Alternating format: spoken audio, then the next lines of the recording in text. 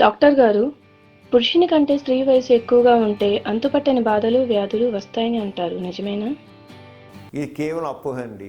పురుషుని వయసు కంటే స్త్రీ వయసు ఎక్కువ ఉన్నట్లయితే ఆ పురుషునికి ఏదో ఒక అనారోగ్యం కలుగుతుంది, సెక్స్ బలహీనత వస్తుంది అని అనుకుంటారు.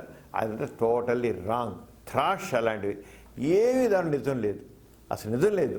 పురుషుని వయసు కంటే స్త్రీ వయసు ఆ 2 ఏళ్ళే కాదు, 5 ఏళ్ళు ఎక్కువన్నా 10 ఏళ్ళు ఎక్కువన్నా కూడా ఏ రకం కూడా పురుషునికి అనారోగ్యం కలగదు.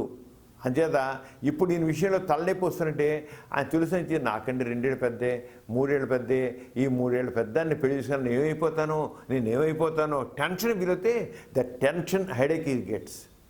ఆ టెన్షన్ హెడేక్ వచ్చింది ఇప్పుడు ఆయనకి. అంతే, టెన్షన్ వల్ల హెడేక్ పుచ్చుకున్నాడు కానీ ఆమెతో సెక్స్లో పాల్గొన్న వాళ్ళకి కాదు.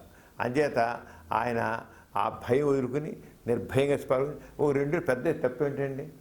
ఏమాత్రం తక్కువే కాదు.